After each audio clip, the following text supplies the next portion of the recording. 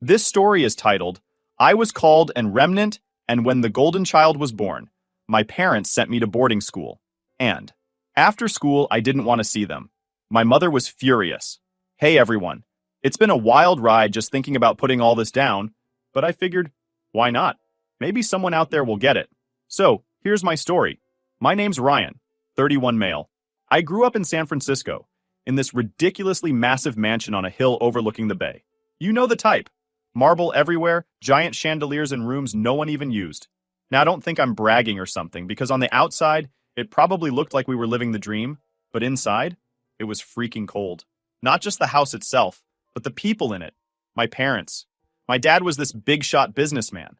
I'm talking tailored suits, board meetings, and a voice that could make grown men jump to attention. My mom was all about appearances. She'd throw these fancy parties where she'd act like the perfect hostess while making sure every little detail was just right. But their picture-perfect life had one crack in it. Me. From as far back as I can remember, I knew I wasn't part of their plan. My parents wanted daughters, 2 of them to be exact. That was their ideal family. Instead, they got me, a boy, and it was clear from the start that I didn't fit their vision. They didn't hide it well either. I wasn't the kid they bragged about at their parties. I was the one they tolerated, the one they saw as their mistake. It wasn't just little things either. I remember being 5 and overhearing them fight.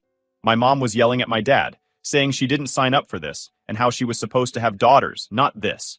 I didn't understand all the words back then, but I knew enough to realize they were talking about me. My dad tried to calm her down, saying it wasn't her fault, and that they could always fix it. I didn't know what fixing it meant until a year later. When I was 6, my mom got pregnant. She was glowing, happier than I'd ever seen her. For months, the house was all about this new baby. My mom hired nutritionists, yoga instructors, and even some lady called a doula to make sure everything was perfect. When Lily was born, it was like the entire world shifted. She was their golden child, their second chance at the life they wanted. Everything became about her. I'll never forget the day they brought her home. My mom cradled Lily like she was holding the most precious thing on earth. My dad looked at her with this pride I'd never seen directed at me. I stood there in the corner, watching, and I knew I wasn't part of this family anymore. A month later, they sent me to boarding school. They told me that this school was an incredible opportunity. They said I'd get the best education, make lifelong friends, and have experiences I'd never forget. But I knew the truth. They didn't want me around. I was 10 years old, and they shipped me across the country like a package they didn't want cluttering up their house. The school was a fancy place, no doubt about it. But it wasn't a welcoming place, not for someone like me. The other kids were from old money families, politicians' kids, CEOs' kids, royalty, even. They didn't care that I came from a rich family. They could sense that my parents didn't care about me, and they used that against me. I became the kid everyone picked on. They called me the leftover or the mistake. In the dining hall, they'd laugh and say stuff like, "Don't sit with Ryan." Even his parents didn't want him. I'd laugh it off like it didn't bother me. I was being bullied, but I tried not to play the victim. But it did bother me. Every time they said it, it felt like they were digging a knife a little deeper. The worst part was how true it felt. My parents barely visited. Once a year maybe, and even then, it was just for show. They'd check my grades, lecture me about being presentable, and then leave. My mom would spend the whole visit talking about Lily. Meanwhile, I was just there. The only person who ever cared was my Uncle Mark. He was my dad's younger brother, and he couldn't have been more different. Mark worked at a factory, managing a team of workers who built engines. He didn't have the money or the prestige my parents had, but he had something they didn't: heart. Mark would visit me on weekends when no one else did. He'd take me to baseball games, get me burgers at this little diner down the road, and just sit with me, talking about life. He didn't lecture or judge, he just listened. For those few hours, I felt like I mattered. Mark was the closest thing I had to a parent. As the years went by, I learned to cope. I stopped expecting my parents to care. Instead, I threw myself into school. I wasn't the smartest kid, but I worked hard, not because I wanted to impress them, but because it gave me something to focus on. I figured if I could just make it through, I'd get out of their orbit and build my own life. By the time I graduated, I was done with them. They had their perfect family with Lily, and I wasn't part of it. So I made a plan. I applied to universities far from home, and when I got into a decent university, I jumped at the chance. My dad wired me money for tuition and expenses, probably relieved to get rid of me for good. I didn't care. I just felt like I was in control of my own future. As I boarded the plane heading to my new university, a part of me couldn't shake the weight of it all. The years of being overlooked, the feeling of never being enough. It stayed with me, no matter how far I went. Still, I told myself this was my chance to start fresh. A new city, a new life, and hopefully, a new me. What I didn't realize back then was how hard it would be to leave the past behind. My parents might not have wanted me, but their shadow was always there, lingering, reminding me of where I came from. And no matter how much distance I put between us, it always found a way back into my life. Moving to another country was like stepping into another world. Everything felt different, and thankfully, I wasn't surrounded by people who knew my family or my past.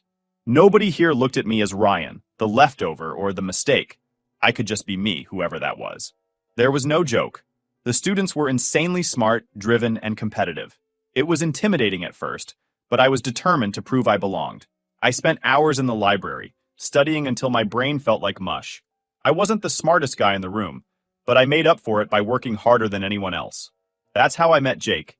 He was in one of my finance classes, this laid-back guy from Toronto with a quick wit and a knack for making everything seem less intense. He wasn't from old money or anything, but he had big dreams. He wanted to break into the financial world, build something from the ground up, and he wasn't shy about saying it. We started hanging out after class, eating cheap takeout, and sharing big plans. Jake had this knack for spotting opportunities, making me believe I could break free from my family's shadow. Then there was Claire, sharp, ambitious, and no nonsense. From a modest background, she'd fought her way to this university and made it clear she was there to win, not to play by old money rules. The three of us started to sit in the common room late at night, tossing around ideas about what we wanted to do after graduation. Jake wanted to start a brokerage firm, something fresh and innovative. Claire was skeptical at first. She was more cautious, more about stability, but eventually she warmed up to the idea. And me? I wanted it. It felt like the kind of bold move that could finally put my past behind me. By the time we graduated, we had a plan. We rented a tiny office in New York. It wasn't much, just a couple of old desks, secondhand chairs, and 3 laptops we'd barely managed to afford, but it was ours. Starting out was brutal. The financial world doesn't roll out the red carpet for newcomers, especially ones without big names or established reputations. Some days, we'd go home with nothing to show for it. Other days, we'd land a small client and feel like we just won the lottery. The thing about Jake and Claire, though, was that they never let me feel like we were failing. Jake had this way of brushing off rejection, turning every no into fuel to keep going. Claire kept us grounded, making sure we didn't get carried away with the highs or crushed by the lows.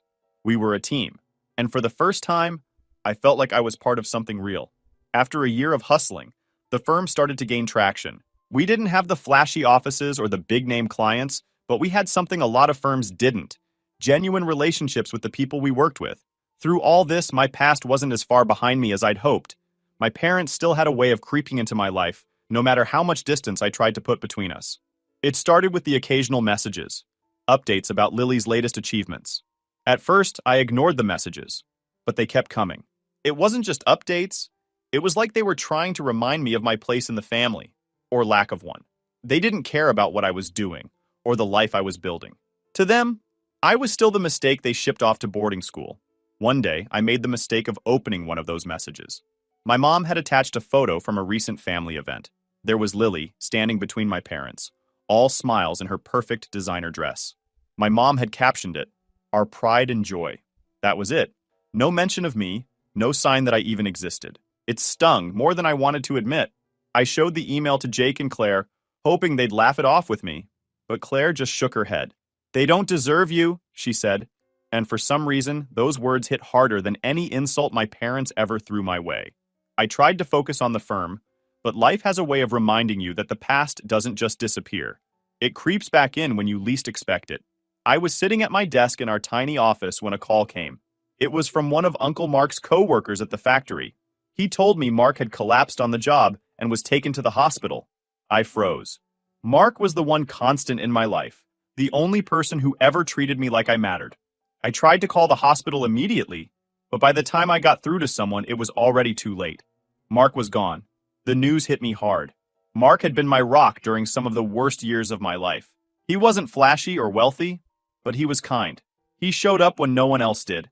And for a kid who'd been cast aside, that meant everything. I booked the first flight to his place, barely able to process what had happened. The funeral was small, just a handful of his coworkers and neighbors. My parents didn't come, of course.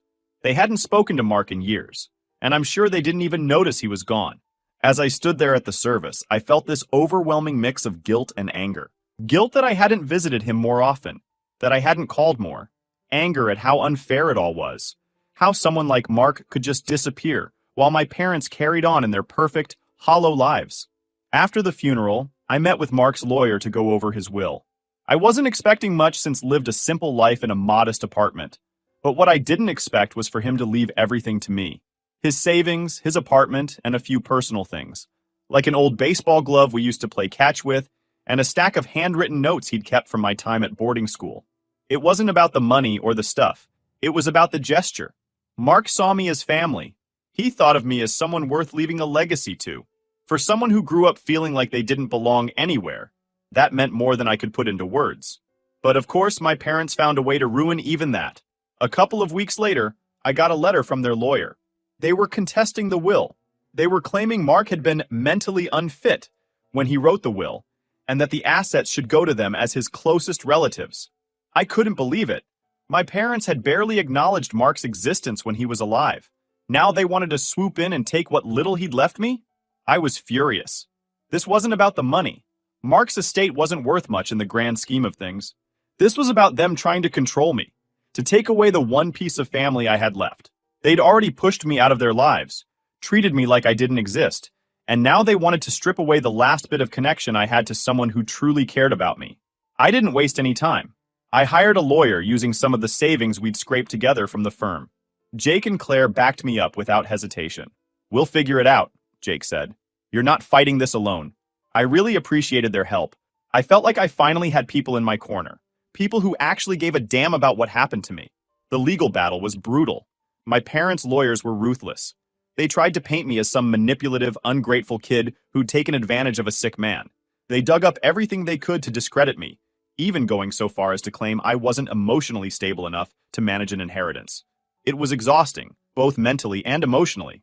Every time I walked into the courtroom, I felt like I was reliving all the years of rejection and dismissal I'd endured growing up. But I wasn't alone this time. Claire helped me organize documents and go through witness lists late into the night, while Jake used his network to connect us with people who could speak to Mark's character and how close we were. Together, we built a case that showed the truth that Mark loved me like a son, and that his decision to leave me everything was his, and his alone.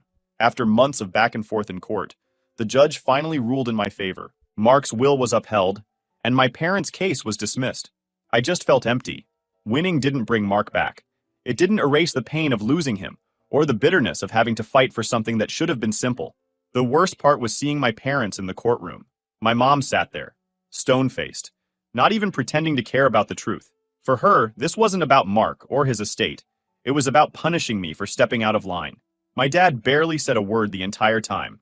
He just looked tired, like he was going through the motions because my mom told him to. When the trial ended, my mom walked past me without a word, and my dad paused for a moment, like he wanted to say something, but then he followed her out the door. That was the last time I saw them in person. After the case, I sold Mark's apartment, keeping only a few personal items that reminded me of him. The money went into the firm, giving us a much-needed boost to grow the business. But no amount of work could fill the hole he'd left behind. Mark had been the only real family I'd ever had, and now he was gone. I told myself I could finally leave my parents behind, that winning the case meant I didn't have to think about them anymore. But deep down, I knew it wasn't that simple. My mom didn't take losing well, and I had a feeling she wasn't done with me yet. My mom wasn't the kind of person to let something go, especially when it came to what she saw as her image. Losing the case wasn't just a loss to her, it was a public embarrassment, and she was determined to make me pay for it. For a while, things seemed normal. Well, as normal as my life ever got. The firm was finally hitting its stride. With the money from Uncle Mark's estate, we upgraded our office, hired a few analysts, and started pitching to bigger clients. It felt good, like we were finally being taken seriously. Jake was busy charming every potential investor we met. Claire was keeping the business running smoothly, and I was building relationships with the clients we already had. I was stepping out of my parents' shadow and creating something real. Then, out of nowhere, the SEC came knocking. I was at the office when the email hit my inbox. It was from a compliance officer saying we were under investigation for insider trading. I was totally confused. Insider trading? It didn't make any sense. We'd been meticulous about compliance, going above and beyond to make sure everything was above board. We weren't reckless, and we definitely weren't criminals. At first, I thought it had to be some kind of mistake. Maybe there'd been a mix-up, or someone had filed a false report. But as the investigation unfolded, it became clear this wasn't random. The SEC had received an anonymous tip claiming the firm had traded on confidential information from one of our clients, a tech company we'd been working with for months. The timing was suspicious. Too suspicious. My first thought was, this has my mom written all over it. She wasn't one to get her hands dirty, but she had the connections to make things happen. She'd spent decades building relationships with powerful people, and I had no doubt she'd use those connections to make this investigation happen. It was her way of hitting me where it hurt. My business, my livelihood, my future. The investigation was brutal. The SEC dug into every aspect of the firm's operations, demanding records, emails, and account statements. It wasn't just about proving we hadn't done anything wrong. It was about staying afloat while our reputation took hit after hit. Some of our smaller clients got spooked and pulled their accounts. Others hesitated to invest more money with us, waiting to see how things played out. Every day felt like a new crisis. It didn't stop there. A few weeks into the investigation, my dad's company announced they were launching a boutique brokerage firm. And of course, it wasn't a coincidence. They positioned their new firm as the clean, trustworthy alternative to our firm, offering lower fees and a team of seasoned professionals. It was a calculated move, designed to siphon off our clients and crush us while we were vulnerable. I was furious, but I wasn't surprised. This was my classic mom. She wasn't just trying to win, she was trying to destroy me. It wasn't enough for her to take Uncle Mark's inheritance from me. She wanted to prove that I was nothing without her. Jake and Claire were just as angry as I was. Claire, ever the planner, started working with our legal team to fight the SEC investigation head-on. Jake, on the other hand, had a different idea. "We need to pivot," he said one night, pacing around the office.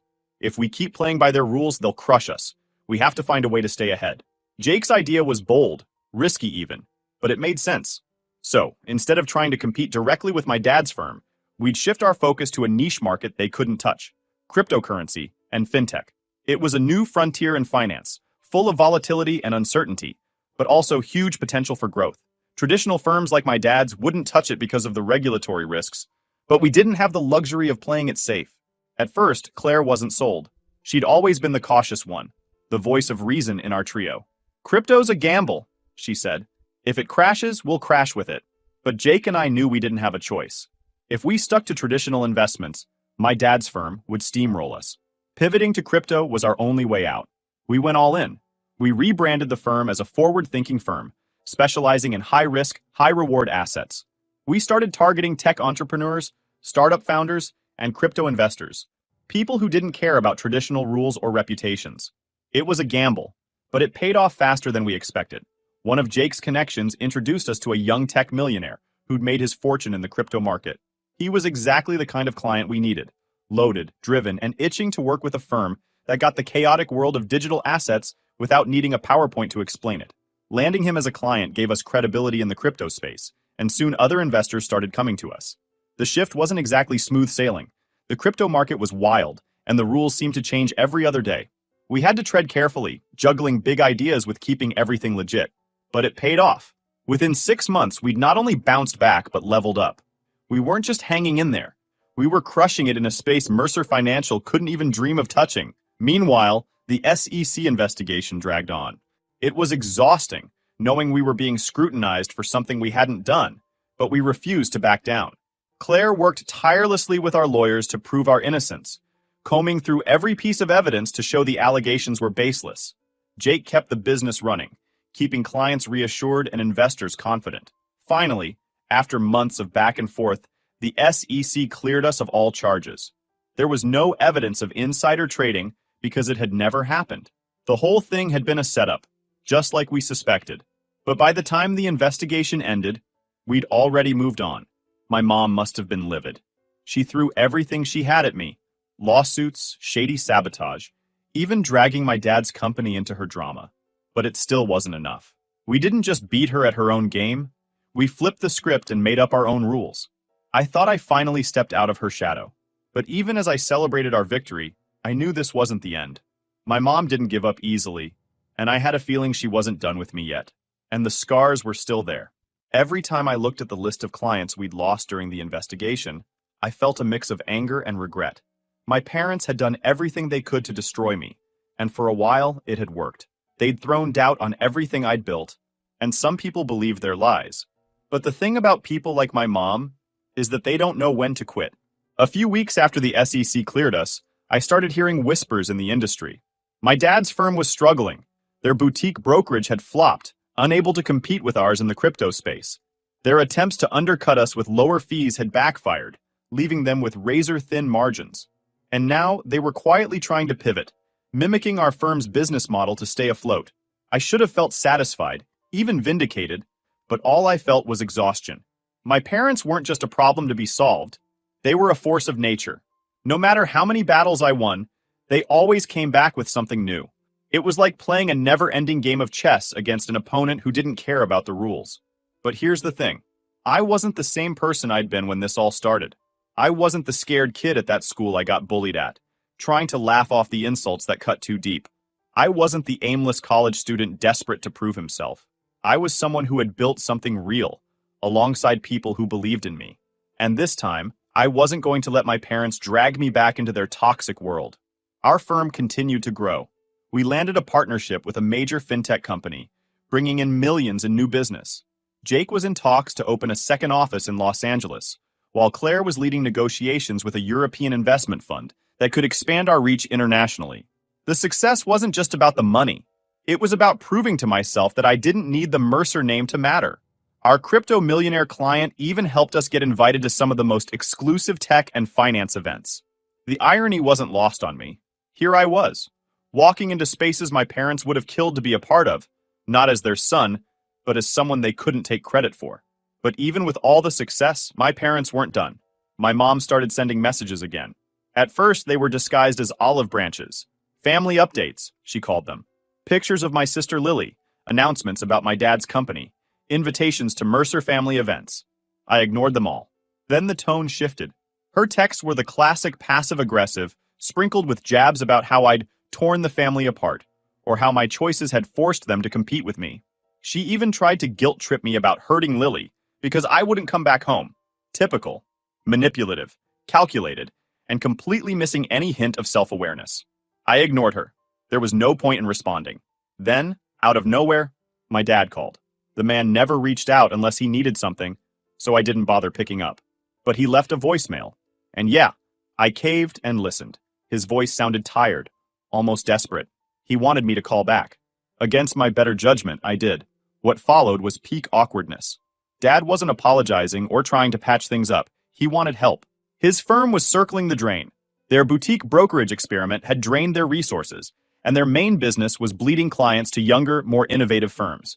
He wanted me to come home, merge our firm with their company, and save the family legacy. Seriously? After everything they'd pulled, dragging me to court over Mark's will, sabotaging my company, trashing my name, they expected me to swoop in and save them? I calmly told him no, and hung up before he could argue. A week later, my mom called. Calm? Nope. This wasn't about pretending to make peace. She was furious, firing off accusations about how I was selfish and ungrateful, even throwing in traitor for good measure. She ranted until she was out of steam. Then I just said, "You made this bed, not me," and hung up.